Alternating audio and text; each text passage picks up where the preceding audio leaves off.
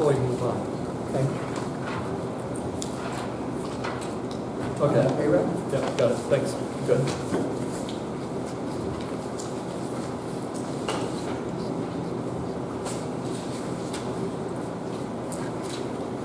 Next item, discussion by council vote other action on second reading budget use of renewable energy power generation revenue ordinance. Got my name on it from leftover.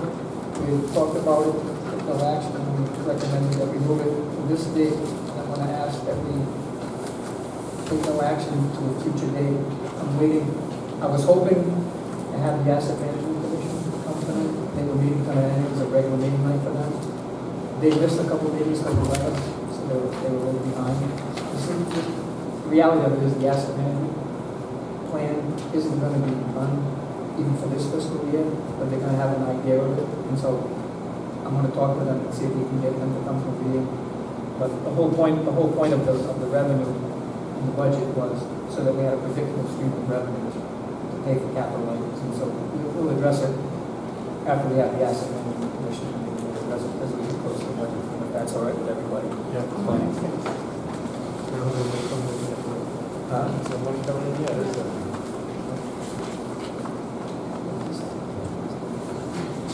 Next item, discussion by council vote of action on Log Road pole work as submitted by DPW, by National Grid and Verizon. We have a cover letter. We're looking to put a telephone pole in on Log Road, actually move one, I guess. All the paperwork has been signed off.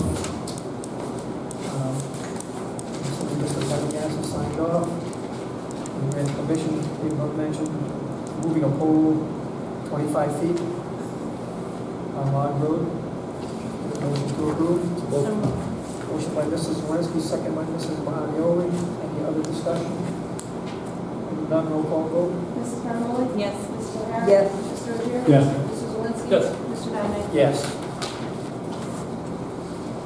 Next item, discussion by council vote other action on architectural preservation group application number 2 for Forestdale Schoolhouse structural repairs. We have a letter from the treasurer of the Heritage Association recommending payment of the bill in the amount of $14,729.82. So moved. Motion by Mrs. Zelinski, second. Second by Mrs. O'Hara. We have funds for this area. Any other discussion? Roll call vote. Mrs. Bonioli? Yes. Mrs. O'Hara? Yes.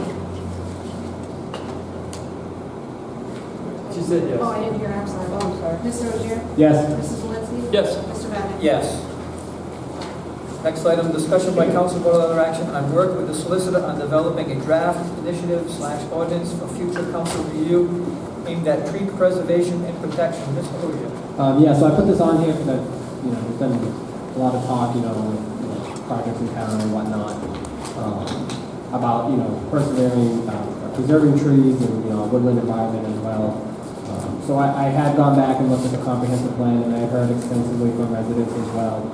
If there's anything that we can do to kind of help protect certain portions of town. I attended the Heritage Association and engaged North Smithfield and Land Trust presentation with the Tree Council, Rhode Island Tree Council, and it was very interesting. It had it was well attended. So I started looking around, and I didn't need for the clerk to print all of these and put them in the packet. But it's okay. It was examples of what other communities in the state have been doing. Specifically, Smithfield has a similar type idea that they've had around since, it's 1993 or 1985. But they essentially, as a council, they had recognized that the clearing of large vegetative cover of parcels can result in degradation of visual quality from town that can cause significant environmental harm. They go on to talk about how tree stumps can impact soil and all that. But the reason for these types of ordinances, and I wanted to get the council's essentially approval to start working with the solicitor and to start crafting an ordinance to bring back to the council before our next meeting, hopefully. They talk about how the clearing of trees and large forested areas can have negative impacts on the community. specifically to property values, to soil compositions, to everything from community health to everything. There's a lot of research out there and whatnot, and specifically to our comprehensive plan, I started looking at it more so, and we do have goals in there that aim at preserving certain areas of town. It talks about how the southern portion of our town could be contiguous forests. Even the slight clearing and creating fragmentation can disrupt wildlife corridors and all that stuff. This is not related to the one-to-one tree replacement that we put in with the solar overlay district. This would be something different that would help ensure that in the long range, we're not creating greater harm. We're protecting the rural character. We're protecting certain aesthetics of the town that people really find enjoyable and reasons why people want to come and live in North Smithfield. I don't know if we have to think, long term, do we create an overlay type district, or do we just say, these are certain areas of town that are important? Kind of hoping that, through this process, we can solicit the advice of also the Planning and the Conservation Commission to kind of get their input on any type of proposed ordinance. But I just kind of wanted to get the council's, thoughts, opinions, anything like that, before hopefully embarking on this adventure. Comments? I'd like to thank Mr. Osier for the initiative. Are you going to work with the solicitor and then possibly incorporate the planning board to look at it? Yeah, that was my hope, was to craft an ordinance with the solicitor, kind of get that formalized, and then probably bring it back before the council, get it changed, and then pass it to the planning board. Is that normally how the procedure works? So I think that this ordinance, you'd want to, as a matter of policy, send to the planning board for compliance with the comprehensive plan. Yeah, that's right. Any zoning ordinance, to the extent that there's any zoning association, has to go there. Right. So I would say, let's send it there regardless of whether it's unclear, whether it's zoning impact. Okay, yeah, that's what I thought. I thought they would have to weigh in and possibly get input from the Conservation Commission just to make sure it checks all their boxes as well. Yeah, but if I may, maybe start with them and get their input and then bring it to planning, because planning, there's a lot of talent around to review this. Absolutely, thank you. Mr. President, if I might. This whole discussion of trees is interesting in that it parallels what's happening in town when we react to development proposals. And clearly what this is yet again a reaction to the overlay district for the solar installation. And what we're looking to do is create another level of requirements for people who did nothing and have nothing planned to have to comply with it. And I've read through the ordinances, from the different samples, and it hit me that as I was out a week ago Friday night at 11:30, surveying where wires were down because wind had taken down trees, and where we had police blocking roads, and trying to coordinate and make sure the grid was on top of those circumstances and which one would get handled first. Yeah, and if you saw my newsletter this week, I encourage people that we all need to be looking at our responsibilities in that regard. And there's nothing, or when power goes out, people react in seconds. It's like there's no power. What's wrong? Who did what? What's the problem? And when's it going to be back on? I get those calls. And I want to remind you that what you're looking at is making it more difficult for people to maintain trees in some of these ordinances. And, whether it's National Grid, DOT, or us, we'll have to go through another round of reviews and considerations to be able to maintain streetscapes, because that's what a lot of this stuff focuses on. It isn't about the the clearing of land for development. That's managed in another separate process. Most of what I read was about streetscapes and the like. And I'm concerned about those streetscapes right now from a safety standpoint. When I have a resource that can take down a tree, I want it down. Because we've got some 100-foot oaks that are gonna come down. And I don't wanna make that process any more difficult than it already is. I just want to encourage that we not overreact to one project, which is what we have done. We did it with the power plant proposal, we're doing it with this. I suspect if you look backwards at the Smithfield ordinance as a reaction to the development of Smithfield crossings. I mean, we're good at this as a society, but we can be better than this. And just, you know, maintain our course. We have a good zoning ordinance. We have a good planning ordinance and planning department that can manage those sites with proper buffers as prescribed. We don't need to initiate another level of government. My thoughts. Thank you. President, can I make a quick comment? So these types of ordinances would not, speak to Gary's, there's a tree that needs to come down, that needs to come down. These types of ordinances would not make that more bureaucratic or make that more difficult. It allows for removal in emergency situations. There's no permit that's needed for that. Everything in that area in terms of removal of diseased or dead or damaged or dying trees would not need that type of permit process. If it interferes with power lines or it interferes with public safety or it interferes with anything, that would not be needed. This is not a reactionary response to what is going on in our community. I, for one, am not someone that believes in reacting just because there's a reaction that needs to be met. This is being a more proactive in our approach. So down the line, for example, the state in that, the thing we got here, I saw that the forest thing through our IDEM came out, and they're even looking and they're suggesting, and their consulting team is pushing the state to start looking at not clear-cutting forest for solar, those types of projects. The state is starting to recognize that forest conservation is an important topic in all of our communities. The city of New York decided it was cheaper to put $2 billion in to purchase open space acquisition upstate New York than it was to build a $10 billion water infiltration plant. These types of things are being dealt with around the country, and it's not just based on reactionary responses. It's based on being proactive and to help reduce costs down the line. And when we put these types of ordinances in place, it also allows us to potentially open ourselves up for grant funding and to make it a better sustainable community where you get into the unintended consequences of negative property values and all that stuff declining. And so I think this is an important process that we should go through, and I think it would allow our community to become stronger. So what exactly are you looking to? What is the ultimate goal? Because we're talking about private property in a lot of these cases. Which private property, whether it be the 400 acres on the hill or wherever it may be, that is a cost to the homeowner as it is. There is nothing we're paying them for. So what are we looking to create? That they donate their land now that they've spent years paying for?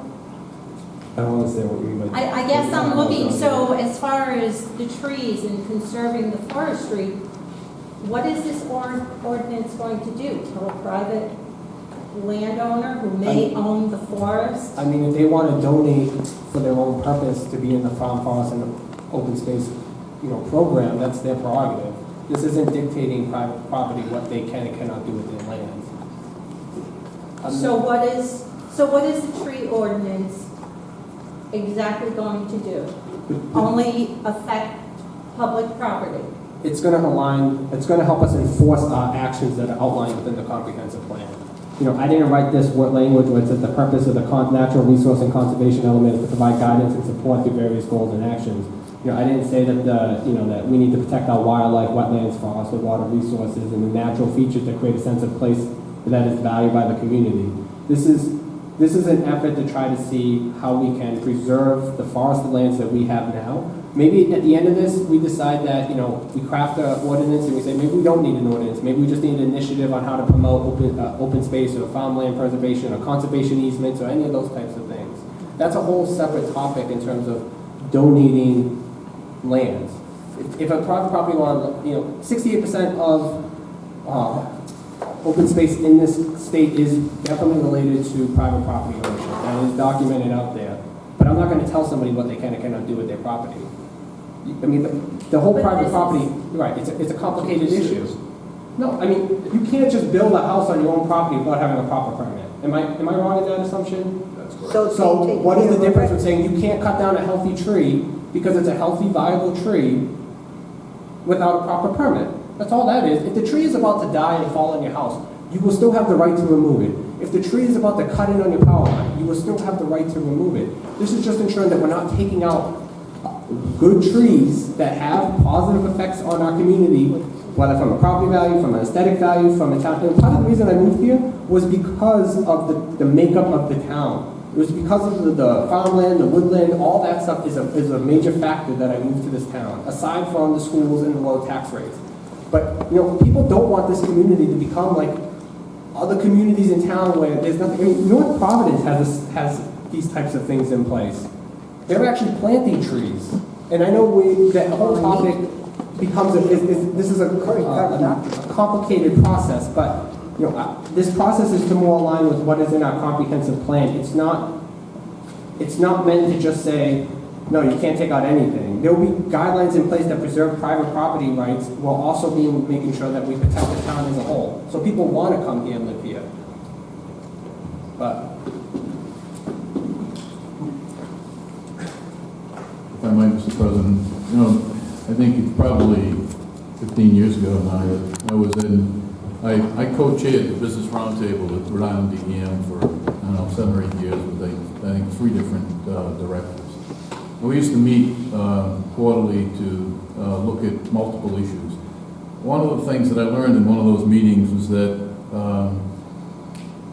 a DEM report indicated that we, in Rhode Island today, or back then, and I'm sure quite consistently today, we have 10 times the standing board footage of trees than we did in or around 1900. 10 times.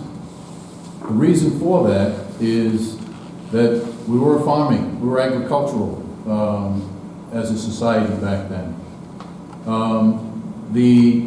Over the last 150 years, we have changed direction, and we have that much more standing trees. It isn't because somebody said don't cut them down. It's because we all value them. And you know, this is akin to some of the other ordinances that we've tried to look at over the years that would have had us telling people what color they could paint their houses. I'm not a fan of these kinds of things, and I will not sit quietly as I hear proposals where people will be restricted from, you know, they have a concern about a tree, whether it's healthy or not, as it relates to their property. It is their judgment. They own the property. If we want to control that tree, if we want to control that property, we should own that property. And, you know, it's private property rights that I think someone has to speak to as we, and I'm sorry, Councilor, I really do think that all this is a reaction to one project. One project. We can't let the whole town change its stripes because of one project. Mr. Administrator, the town did change its stripes when it decided to put in the solar overlay district, and when it did decide to put in a solar project. That, whether it's reactionary or not, that forever is going to change the composition of a town. I, for one, do not have a problem. I am not saying take away a person's private property rights. I value private property rights. You know, but for example, if I went out and just added an extension to my house and didn't get it permitted, what would happen to me? Someone would probably launch a complaint and probably... No, I said nothing. No, I'm not disagreeing with you. But it probably wouldn't. But Do I complain? Get your liquor. But in theory, I would be subject to what, fines? You just can't do these types of things without the proper permitting in place. Now, I would get caught because I live on a very public street, and I am one that would follow a process and do the proper things. You know, what somebody wants to do on their property, that is their right. That is why this would not be as so strict to make sure that they couldn't act if they needed to act. But this is also, you know, pot education as well as to the types of things. Maybe it's not saying you need a permit to clear down things. Maybe it's saying, you know, these are types of easements that we can offer in certain areas of town. You know, adding the teeth that is in the comprehensive plan to ensure that the southern area of this town or other areas of town are protected in the long run. But, you know, I'm going to leave it up to the council to determine if they want me to even go forward with this. I think it's a really valuable portion of our community. You know, we tried looking at trying to craft an open space ordinance, and that didn't go anywhere. So, you know, I think we need to start doing something at some point and saying, you know what, maybe we'll look to do this to sustain a portion of our town in the long run. But, you know, I'm here for the long haul. I'm trying to ensure that the town is at least a place that people want to live in the long run. But